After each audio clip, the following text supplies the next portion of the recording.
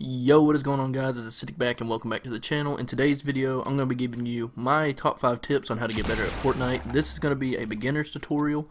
I'm going to make an advanced tutorial with more in-depth things as we go, but I just want to, for the newcomers that are playing, this is like some of the things you need to learn right off the start. If my voice sounds a little weird or anything, it's because I'm coming down with a sickness and I'm trying to get over it, so do mind that. It's kind of bad, but I'll try to make the best of what I can. So, first thing you want to do when you're hopping into Fortnite is you need to learn the aiming system. And what this is it's a third-person game, of course, but it's got a system in it known as Bloom. And what this does is it's supposed to simulate like recoil and recoil patterns, but at a random rate. Like there's a imaginary cone, and the bullets can go anywhere in that cone. It's just random, but you can reduce that cone by A, you can also just stand still, and B, you can crouch. These are very great things to do. And you'll see the top level of play, a lot of people, unless they're using a shotgun and jump shotting a lot, you want to just kind of stand still a little bit, maybe do slight strays here and there to throw off the aim, but you want to stay crouched and try to stay just as still as possible because your bloom will be very low. You also want to tap fire because the longer you shoot, the cone also just gradually gets bigger and bigger, making your shots just go all over the place. So tap firing, standing still, and being crouched is a great way to make your aim a lot better in this game. It's really like just a fundamental of the game. If you don't know how the aiming system works, then you'll most likely get killed by everybody. Bloom doesn't really get affected by shotguns that much. It's mainly just like ARs, SMGs. It's not in the snipers either. So, you know, just the main guns, you'll notice it because your reticle will either get bigger or smaller as you shoot. So that's the first tip. The second one is you want to learn how to build. Now, it's kind of self-explanatory because it's Fortnite, and you've seen people play it. Building is like the core mechanic that makes this different than any other Battle Royale game. But good builders will most likely always take out a good shot just because of the advantages you get from good building. Like, say a good shot is shooting at you. You can build to block his bullets and build up to get height advantage, because in no matter what game you're playing that's a shooter, height advantage is the #1 thing that you want to have. Height advantage is just always a good thing. It's even in like literal military. High ground is a big tactic they use.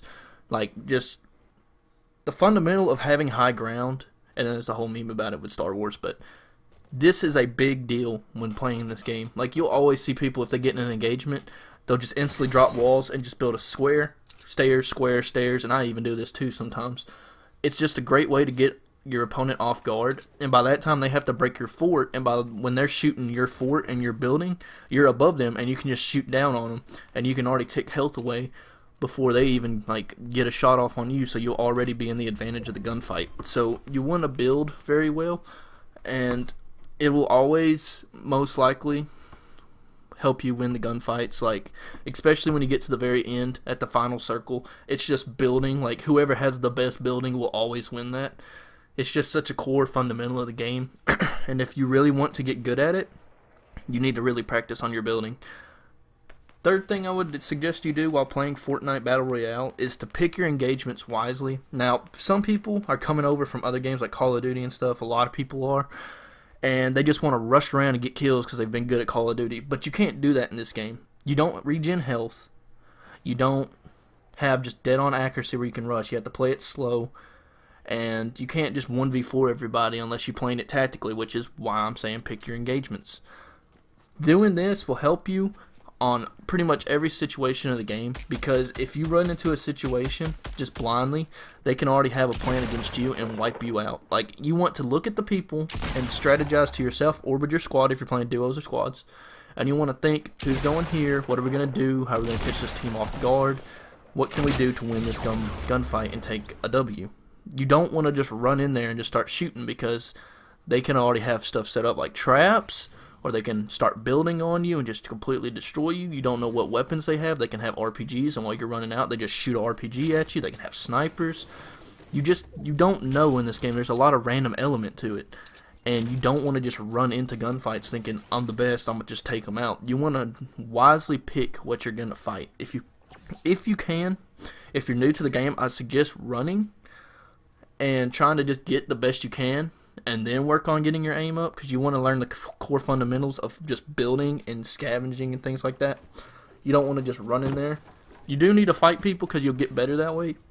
But if you're a beginner at the game, which is who this guide is catering to, I would say kind of just try to play a little slower and stealthier, not just run up to everybody.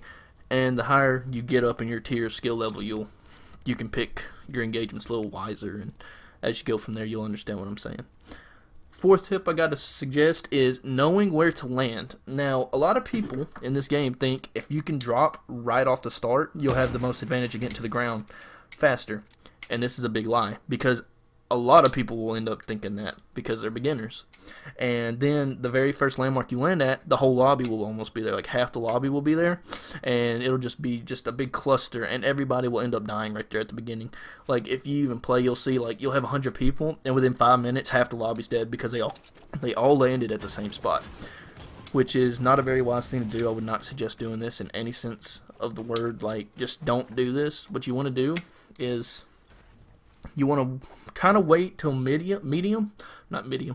want to wait till you're about medium to long ways out coming in, and you want to go to the far edges of the map.